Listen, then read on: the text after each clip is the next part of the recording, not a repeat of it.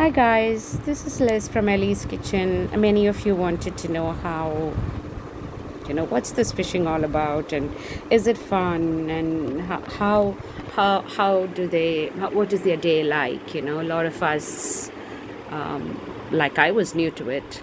There are a lot of you who are new to it. So I'm going to take you through how this thing works. So here, just the day before the lockdown is going to be implemented in Chennai, everyone's gone out fishing, and here my house owner's boat has just come back from fishing, and it's taken up onto the shores by a tractor. These boats will be stationary for the next 1 week because there's no fishing for next 1 week. And there you go, the boats are back on shore. So these two blue boats that you can see, that belongs to my house owner and his brother. Those are the two people, Kadiresan and Rajesh. It belongs to them, and it is a family business. So there are quite so all the brothers get together and go fishing, and this is what their livelihood is all about. So the boat is back, and what they've caught in the boat today are these tiger prawns, and what these tiger prawns sell for, each prawn sell for 2,000, and you must be wondering why that's so expensive, because these are the prawns that are sent for culture, like prawn farmers. They come and pick up these prawns for 2,000 and sometimes 3,000. Like on the back of these prawns, you will find 2 million approximately prawn eggs, and these prawns are taken, and there's a lobster.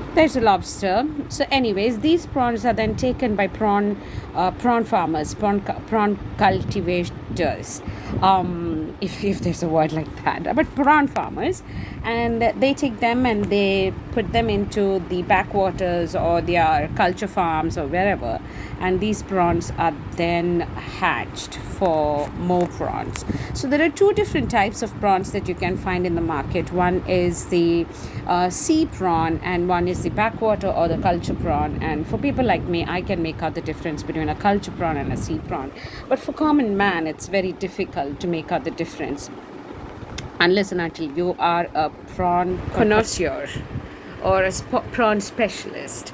But there are quite a few people who can make out the difference.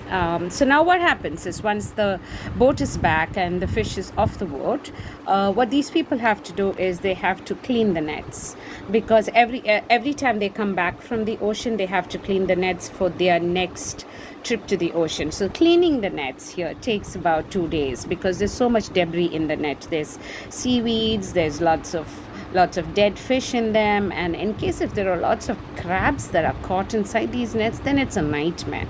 They are working on cleaning the net all day, all night, and it takes about 4 to 5 people continuously working on it. Like you can see, there's a snake inside that net. So it's a process for two days.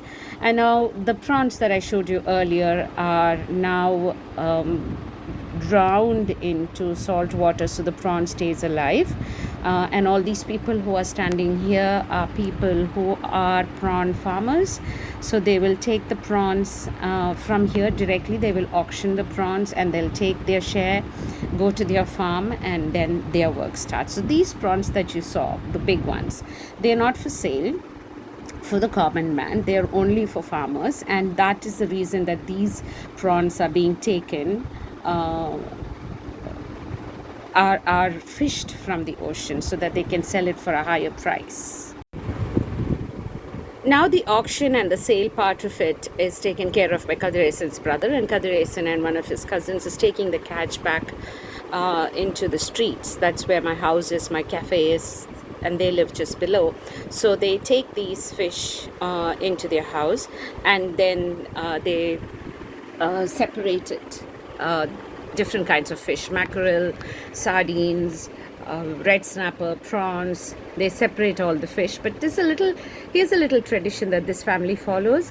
The lady walking behind them is their mom, and as a respect to her, she is in charge of the fish they catch. She has a right to price the fish, sell the fish, and all that work goes on to her, and she gets a small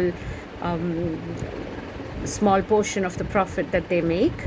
So that's a tradition that's followed in this family and many families here. That's purely out of respect. So if the mom is alive, then she gets the right to the fish. So now here we are back at home, and they are separating the prawns. They've got some.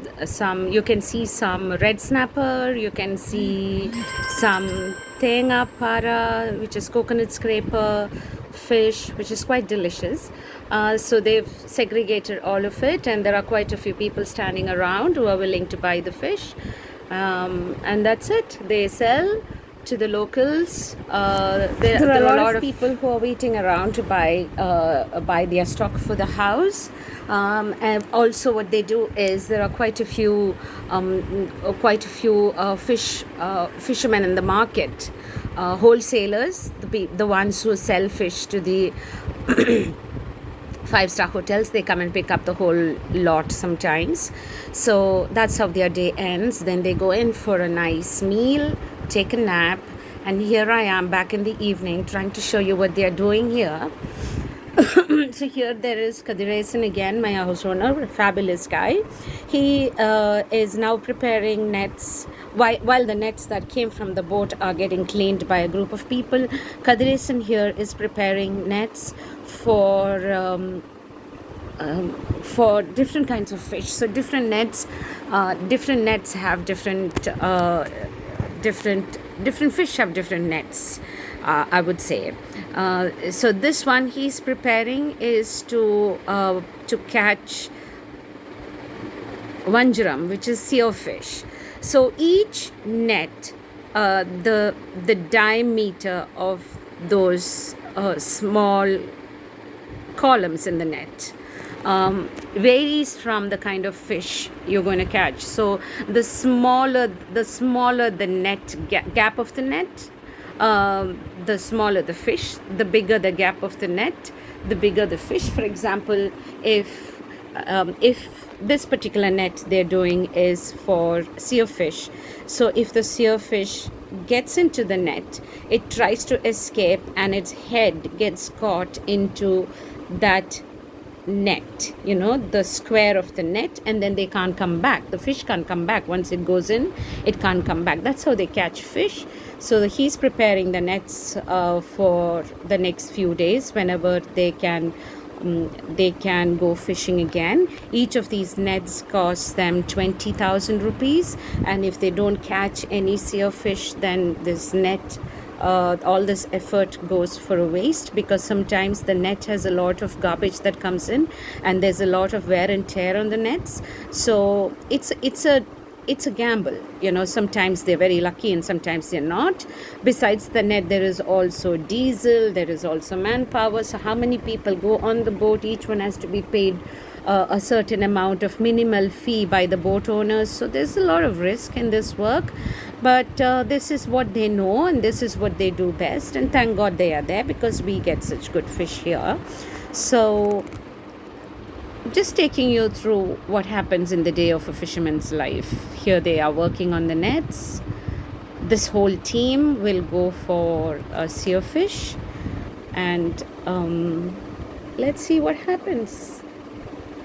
So I hope you enjoyed this video, and I hope you loved watching it, because every time I go out onto the beach, they fascinate me. They work so hardworking, not given enough due credit that they deserve, because the amount of work that goes into it is not something you and I can do, and it's all done under extreme climates, whether there's rain or storm or very sunny. They have no choice, but they have to go out there because it is their livelihood. So next time you see a fisherman or you bargain for fish, please remember there's a lot of work that goes into it. Hope you enjoyed the video. Please like my video, subscribe to it, and I'll see you with another video very soon. Thank you.